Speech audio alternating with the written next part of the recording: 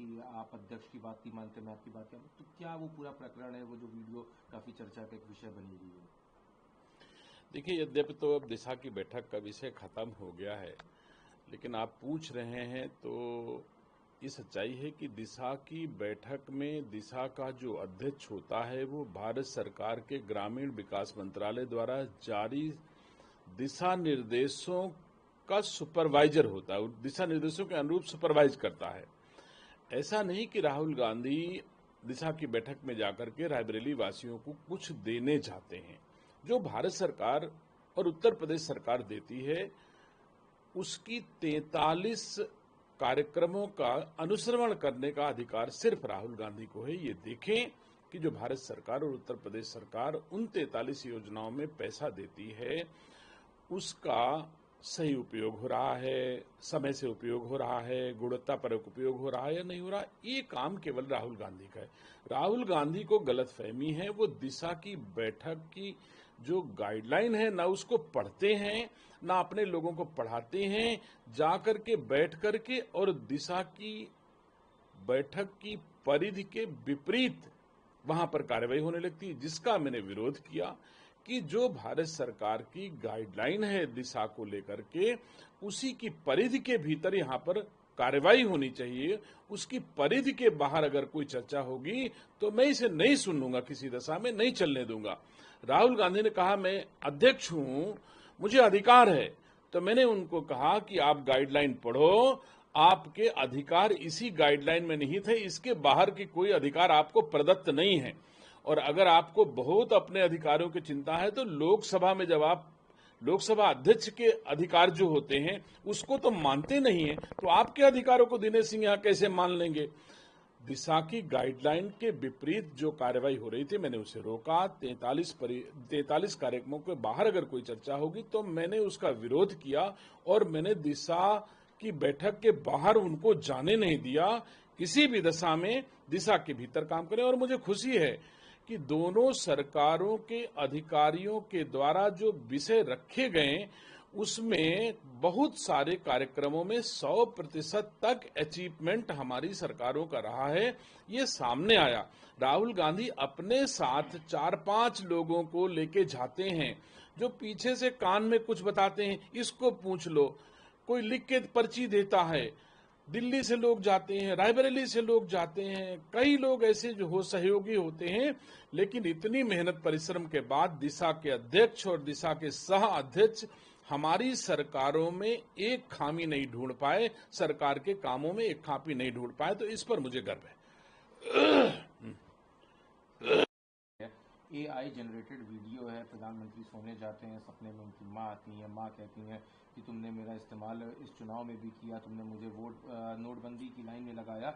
इस तरह का जो वीडियो है, हालांकि इस पर तमाम तरह की प्रतिक्रियाएं देखने को लोगों की मिल रही है, तमाम लोगों ने नाराजगी जताई। देखिए, मैंने इसे देख करके बहुत दुख हो रहा है कि राहुल गांधी को ये कांग्रेसी कहां ले जाना चाहते हैं। ये भारतीय जनता पार्टी नहीं, ये कांग्रेस की सोची समझी रणनीति है कि जब तक गांधी परिवार खत्म नहीं होगा तब तक सामान्य भारत के कांग्रेसियों को राजनीति का अवसर नहीं मिलेगा। इसलिए कांग्रेसी राहुल गांधी और गांधी खानदान को गड्ढे में गिराने के लिए बार बार मोदी जी की मां का उपयोग करते हैं और इससे बिहार ही नहीं पूरे देश में कांग्रेस को बड़ी हानि होगी। तो आप जानते हो कि जब कांग्रेस का जो सिस्टम है, जो राहुल गांधी की PR टीम है जिसमें कांग्रेस के बहुत सारे लोग हैं, वो जो सुझाव देते हैं, ऐसे सुझाव देते हैं कि मोदी को आप गाली दो, मोदी को इस तरह बोलो, मोदी की मां को इस तरह बोलो, भारतीय संस्कार संस्कृति के विपरीत बोलो, तो मैं नहीं समझता हूं कि इससे राहुल गांधी कांग्रेस का न भला कर पाएंगे और न खुद का भला कर पाएंगे, और कांग्रेस ही उनकी सबसे बड़ी दुश्मन है। फिर एक सवाल और है, अभी राहुल गांधी कल लोगों ने बात करी तो उन्होंने कहा कि हम लोग एक बड़ा धमाका करने वाले हैं, जो हाइड्रोजन बम है वोट चोरी का वो दिखाने वाले हैं, और वोट चोर गद्दी छोड़ का उन्होंने फिर से नारा दिया। मैं फिर आपसे यही कहना चाहता हूं, वोट चोर गद्दी छोड़ जैसे नारे हमारी संस्कृति में कामयाब नहीं हो सकते हैं। यह भी राहुल गांधी को गिराने की ही साजिश है कांग्रेसियों की कि राहुल गांधी इस पर खत्म हो जाए। इस तरह की चर्चा करने से राहुल गांधी को कोई फायदा होने वाला नहीं है। और मैं बार बार कहता हूं, इसको स्पष्ट कर चुका हूं कि राहुल गांधी चोरी भी करेंगे, सीना जोरी। तो ये हमारे मोदी योगी जी की सरकारों में राहुल गांधी की सीना जोरी चलने वाली नहीं है, क्योंकि चोरी तो सबसे ज्यादा उन्हीं के परिवार में पकड़ी गई है, वही जमानत पर हैं, उन्हीं के खिलाफ आरोप हैं। उनकी दादी वोट चोरी करते हुए रायबरेली में पकड़ी गई। न्यायालय ने उनका चुनाव निरस्त कर दिया। ना उनकी दादी ने जनता की बात मानी, ना उनकी दादी ने न्यायालय की बात मानी और भारत के लोकतंत्र को बेड़ियों में जकड़ करके डाल दिया। तो मैं समझता हूं कि इस तरह का चोर दूसरे पर चोरी का आरोप लगाएगा तो मुंह की खाएगा, इसके अलावा और कोई विकल्प नहीं है। काफी सवाल है को भेजा है राहुल गांधी की सुरक्षा को लेकर कि वो विदेश जाते हैं, सूचित नहीं करते, जिसके ऊपर पवन खेड़ा का बयान आया है कि इस मामले को राजनीतिक ना बनाया जाए। जो परिवार, जो आदमी अपने घर के 2 सदस्यों को खो चुका है, उसकी सुरक्षा को लेकर अगर इस तरह की बातों को पब्लिक किया जाएगा तो कहीं ना कहीं उनको नुकसान पहुंच सकता है। और बीजेपी डरी हुई है जिस तरह से राहुल गांधी आजकल सारे मुद्दों को उठा रहे हैं। देखिए, यही तो मैंने कल भी कहा था मीडिया के भाइयों से कि राहुल गांधी जब भी कोई गलती करते हैं, जब भी वो हारते हैं, जब भी समाज में जाते हैं, तो वो केवल अपने दादी, पिताजी, इनका नाम लेकर के बचना चाहते हैं। अगर आप 55 साल की आयु हो गई, अपनी योग्यता, अपनी सेवाओं से अगर आप नहीं कुछ कर पा रहे हो, तो मुझे नहीं लगता है कि आपको किसी भी दशा में कोई लाभ होने वाला है।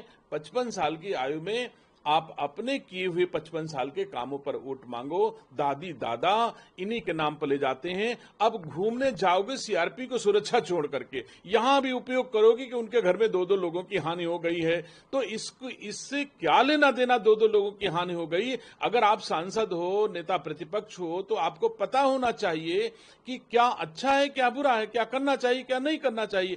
अब आप इस पर भी कह रहे हो कि जो है गलत है, तो मैं नहीं समझता कि राहुल गांधी जी को इससे कोई लाभ होने वाला है। और गलतियां लगातार करते जाते हैं राहुल गांधी, और उनको सुरक्षित रखने के लिए अगर सीआरपी नियुक्त है तो सीआरपी से बता के जाना चाहिए। और एलओपी के दायित्व क्या है, उनके कर्तव्य क्या है, भारतीय संविधान के अनुरूप कौन व्यक्ति कैसे विदेश जा सकता है, कब जा सकता है, देने से पहले किसको बताएगा, लौट के आएगा तो किसको बताएगा, ये सारे संविधान में उल्लिखित हैं। उसी किताब में जो लेकर के वो दुनिया में घूमते हैं और दुनिया को गुमराह करते हैं और उसी संविधान का उल्लंघन करते हैं।